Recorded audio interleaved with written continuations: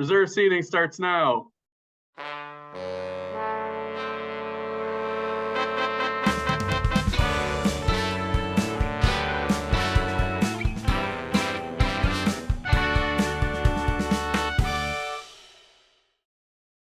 Hi, everyone. Welcome to Reserve Seating. We are in week number 2 of Mike Month, and we are talking about a gem of a picture, 1996's Swingers, directed by Doug Liman, starring and written by, I believe, Jon Favreau. Before we get to that, I do want to do a quick plug. To those of you watching on YouTube, as I'm sure you know, we are a part of the F This Movie umbrella. So Reserve Seating is kind of the official YouTube show of F This Movie. So we are having F This Movie Fest on February 24th, and it's celebrating the movies of 1994. It's an all Twitter, yes, I said Twitter. It is an all Twitter film festival. So if you are remote, you can join us as we watch 6 movies from 1994 in a row, and you can tweet along with us and the F This Movie community. We're very welcoming. We would love to have you, especially if you're new to us at the site. We're going to be watching The Mask, Stargate, Terminal Velocity, Cabin Boy, Time Cop, and Speed. So again, that's February 24th, and please go to fthismovie.com. That's the letter fthismovie.com for all the details. But now back to a movie from 1996. So Mike, this is week 2 of Mike Month. Tell us why you selected Swingers to have a discussion about, and do you remember your first time seeing Swingers? Yeah, of course. So I selected Swingers because I love swingers. When I think about how movies can be therapeutic, I could probably come up with a bunch of different examples, but the one that always sticks out to me is Swingers because I saw it for the first time, the perfect time for me because I dated this girl at the end of high school and we broke up the beginning of college, and I didn't take it real well. And I remember one night, so I would, after her and I broke up, I would hang out with Adam Thoss and our friends all the time. And there was one night, and I don't remember the circumstances why, I was by my lonesome, and I felt a little bit lost and decided to watch this movie I had not seen before called Swingers. And holy cow, it hit again at the perfect time for me because in so many ways, good and bad, I felt like Mikey. In that movie, I was the guy that was very conscious of the fact that I would only talk about her. It felt like, trying so hard to reconnect with her until I eventually found my Heather Graham. But that movie just again hit me at the right moment. And I didn't I didn't get over it that evening, but I always had that movie to lean on. I bought the soundtrack, listened to it like crazy, watched the movie all the time. It really was therapeutic. It made me feel better in a way that nothing had up until that moment. Yeah, I felt very much like I was going through the same thing Mikey was, asking a lot of questions like what went wrong? Could I and instead of it again like moving past it, I think I was trying to recapture it and was Into it, yeah. So yeah, and was yeah again like talk and I had wonderful friends like he did who were very supportive and would listen to me talk about it probably too much. Um, yeah, I just saw a lot of myself on that screen. Not the cool like how they're super cool and stuff that I didn't relate to that you necessarily. didn't swing dance, is what you're saying. I honestly, frankly, I have very little relationship with this movie. I've seen it a handful of times, definitely, and have enjoyed it. But I watched it. Adam, we watched a few weeks back, Pool Hall Junkies, and I was watching it very similarly to the way I watched that movie, which is like just marveling at how much of a young man's movie it is. And again, as I move into my late 30s, reflecting on how far away I am from young man's movies now, which didn't feel that long ago, just a couple of years ago, but I'm really starting to feel that distance now. And so it's been kind of a mix of, Mike, what you said, because I'm also like Chasing Amy is my movie, like in terms of just like I'm the codependent who can't stop talking about his ex-girlfriend like thing. Like that's totally my like whole kind of, I dig into that in that same way.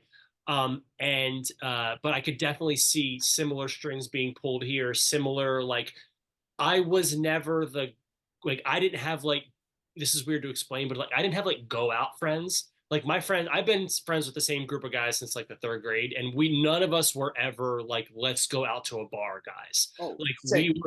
we were let's stay in and play video games Yep. guys. So our circle of romantic entanglements obviously was very limited because of that. But obviously, like you, so much of this, and I think most young people would at some point in their lives relate to like you're just stuck and you gotta just get unstuck. And so for that, I really appreciated it. I think I'm close to Mike in terms of like emotional attachment with this movie. I saw it when it was like at like 2 or 3 in the morning after I got home from like Turnabout or Prom. It was one of those movies, and my sister had rented it.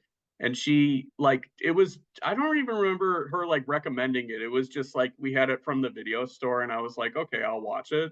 And I was just like really taken by it. It was a movie that just kind of immediately became a favorite of mine because it felt like it was speaking directly to me, even though I hadn't suffered like a really bad breakup at that point. But then when I did have a couple of breakups, like in high school and college and everything like that, it became like a therapeutic movie to me. The thing that not that the movie needs to have all the answers for like somebody suffering a breakup, but there's a few pieces of wisdom that maybe I'll impart at the end of the episode to our younger viewers that I wish I knew, that I didn't know at the time. That I think the movie is good at like the movie's really good at kind of like dusting yourself off and like getting back out there and like just being inspirational in that regard. But the thing that I found so endearing about it on this viewing, because I hadn't seen it probably in about 10 years or so, was how much his friends cared about him. And it wasn't like a cynical thing where they were making fun of him behind his back or anything like that. Like, it's startling how genuine and pure Vince Vaughn's caring for him is. And for a guy who's kind of on the make and like a man about town and like a real slick kind of operator, that's the most disarming thing, and the kind of the thing that I think is like so special about the movie is like it doesn't matter who if Mikey ends up with Heather Graham at the end. It just matters that like he's okay. And that's all his friends care about, whether it's Ron Livingston, Ron Livingston or Vince Vaughn. But the Vince Vaughn thing is even better because he forces Favreau into action. And you have your I think all of us kind of have their friends that like are there to listen to you when you're having problems, but there's also you also need those friends who will say like I'm dragging you out tonight in a good way. I found the movie kind of heartbreaking. Like it just like really moved me in a way that it hadn't before, because I think when I was younger, I saw it kind of as that young man's movie. And now I'm looking at it in hindsight. And I just think that it's such a beautiful movie about friendship. I love movies where like friends are just rooting for like I don't know, 40-year-old virgin, where like Yeah. his friends are like they're all rooting for him. You know what I Right. mean? Like I just Yeah. there's something about a movie where friends aren't, like you said, aren't cynical. There's not the friend that stabs him in the back. It's just a group of friends who are supportive of that friend. And that really struck me this time too. There's a line in Frankie and Johnny, the movie with Al Pacino and Mhm. Michelle Pfeiffer, where he says at the end, he's like, I can't, I'm paraphrasing, but it's basically like, I can't take away your sadness, but I'll sit here with you in your sadness and I won't leave. And that's sometimes more powerful than somebody Yeah. trying to fix the problem for you. I think when we're young, we're less interested in, and I say this because I work with teenagers. People are less interested in hearing that they're like a type of person. You know what I mean? Mhm. It's like, oh, we all go through this, right? We were young, especially. We want to hear that we're really unique. So when you try to say to somebody like, no, no, no, like this is normal, this is okay. Like we've all been. There's some resistance sometimes, but I love in this movie that like Favreau is kind of just like, they got me. I know. I need to figure this out. And that's again, that's speaking so much to the friendships. And by the way, when I said this is a young man's movie, I'm not. It's not an insult. I just mean like, I didn't think you were insulting it. yeah, I'm no, saying, I'm not saying I'm not calling the movie like crass or anything like that. I'm just saying like it is just so reflective of a particular experience yeah. that you have when you're young, and like it's such an important growing step. Well, it's like the mirror reflecting onto the viewer because, like, when you're like, I saw this movie, in my teens and early 20s as like, this is like the let's going out movie, and like, this is the bravado, and this is how you get numbers, and like, this is how you like, this is the strategy of like picking up women in bars and stuff. And I don't look at the movie like that at all anymore. So No. I just think it's the really good movies are ones that grow with you over time. And I was surprised, honestly, that how much Swingers fits that category. I also really like that the movie doesn't demonize Vince Vaughn for being that way. Like Mhm. Vaughn's deal is like I'm the smooth operator, whatever it is you said. Like there's a peace in that, and there's a happiness to him in that. That's what he likes doing. That's what he's ready for. And I really like that Favreau's character growing doesn't require Vaughn's character to fail. Because you see that a lot, where there's like there'd be Yeah. the diatribe, like you guys are shallow and this is bullshit and blah blah blah. And I'm gonna go off and find real love and all this. Like the end of the movie, they're all just cheering for him. And yeah, Vaughn is obnoxious and all that stuff, but he's like secure in himself and true to himself, and Yep. there's no like forced growth for him. Like Mhm. we'll move on when he's ready. You know what I mean? And that's again, there's a genuine, there's a nice. I guess my favorite way to say it would be like it is just authentic to those characters, and it's not this forced plot mechanic that forces a change because the movie is ready to be over. Adam, are you a fan of because I know you're a fan of soundtracks, of this Mhm. soundtrack? I was, yeah, I owned it. I Shazammed a song during this viewing because I have my songs column. So that song "Paid for Lovin'" at the one of Hmm. the house parties, or it might have been one of the bars before the house party. It's hard to keep track of like All the parties. they're on the move so much. But yeah, I and then the swing music, like it takes me back to a time when it was a little bit after like it was super popular. Like I kind of adopted it. It was like Sega CD. I adopted it like maybe 2 or 3 years after the fact because I got it used. But cheaper. But this isn't an episode about Sega CD. One thing that was interesting with this movie for me was it felt like going to not in a bad way, but it felt like going to like a museum of like sociology of like how life used to be, and or like you were going to like, this is showing that your formative years are about as topical as like going to a 50s diner now. It's interesting. And then I mean, enough can't be said either about like shot out of a cannon instant star Vince Vaughn performance. I Like mean, right? it's undeniable. Like, and the thing I also liked about the characterization that you kind of alluded to, Rob, is he says like kind of his thesis statement like pretty early in the movie when they're eating breakfast at the casino, before they're waiting for the waitress and her friend. He says like there's nothing wrong with like being direct and like telling them that you want to party and stuff like that. And it's true. It's like part of part of dating and part of flirting is just like enjoying the game of it. Hmm. And he just is, in the right spirit and everything like that. So I find that like really commendable because it's not in like a leechy way. It's just in a I'm gonna cut through the bullshit type of way. So I asked you guys, along with Swingers, what would you include in a box set of breakup movies for people who are nursing a broken heart or like wanting to get back out there? So I'm curious what you guys have that you would put in that box set. Like, do you think on? I would say, and maybe with more time, I would come up with a better answer. But my probably my other favorite movie about a breakup is Forgetting Sarah Marshall. Mhm. Um, very similar in a lot of ways, I guess, to Swingers. But I think that movie is super funny. Yeah. Um, Again, it's about moving on and finding someone new. And yeah, I love that movie. I think that'd be a good night.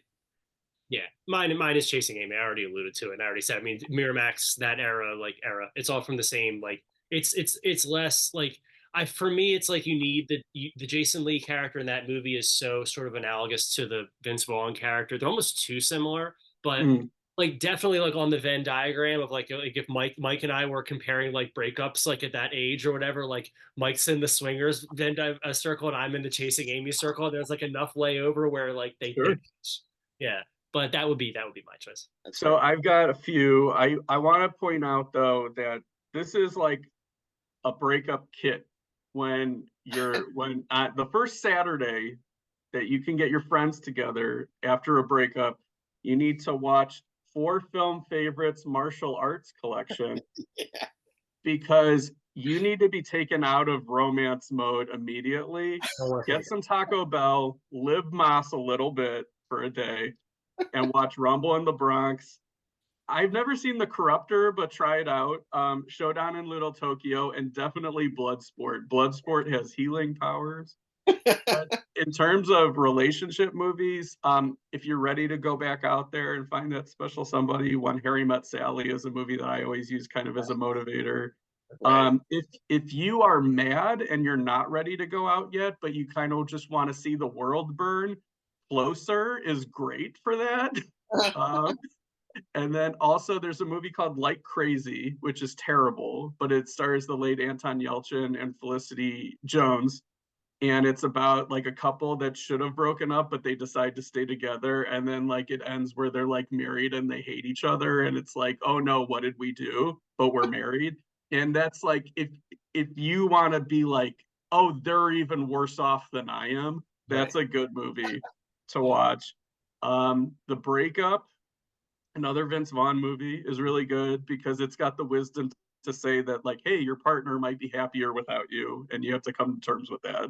You know why? What I really love about that movie is that John Favreau plays a White Sox fan, and in the Those beginning of the scenes are movie, really good. Yeah, they're really good. I've yeah. never, in another movie have we ever seen the rivalry between like White Sox fans and Cubs fans depicted. I can't think of one, so it holds a special place in my heart for I that. love how proud Vincent D'Onofrio is of the boat tour business. It's like so sweet in a weird way.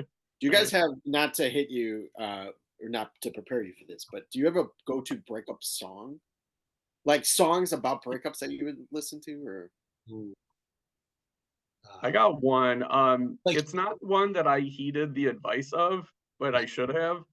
It's Crosby, Stills, and Nash. Love the one you're with, because I had a lot of relationships after the fact that I was comparing to like my more serious relationships, and I think that that was a mistake. And you need to sort of just, you know, be in the present. And even if it doesn't feel right now, it will never feel right if you don't give it a chance. it's so many things for me. It's not so to be clear, I was resisting the urge to when Adam was going through the movies to watch when you're in certain post breakup moods. I was resisting the urge to also recommend Taylor Swift albums for each individual state of Do it. if you want to get out of the blood sport, if you want to get out of the sort of the headspace of like I'm not thinking about this and I don't care, you listen to 1989 because it's just like really fun and free. If you're ready to watch the world burn, you listen to Reputation. Okay. When you're ready to like start processing it, you listen to Midnights. And when you really feel like you're ready to like get into it and like go back out there again, you listen to Red. I That's love my it. recommendation. But thank you, Mike, for recommending Swingers. You're 2 for 2, Yeah, thank you Yes. guys. as if there was ever a doubt. I will say real quick, Mike, like we talked about Rob Month recently, and Adam was talking about how like it really is interesting when you stack your favorite movies next to each other, like what they tell you about you and your sensibility, stuff like Yeah, that. I for gotta sure. say, two weeks in a row now, really getting to know Mike really well. Oh, I'm starting to see the through lines here, and it's been oh, very it's been as someone who doesn't really get to see you that often, like yeah, sure. it is nice to kind of be like, oh, Mike's a good guy. I get what's Okay. going on here, like it's been really fun, and I'm excited for next week's, which Thank you. will let you tell us about. Next week we will do Robert Rodriguez's Desperado. feel like it's hanging over your shoulder. And until next time, These seats are swing dancing, baby. They're money. You guys are money, by the way. If you don't know, you're both money too. we're so money.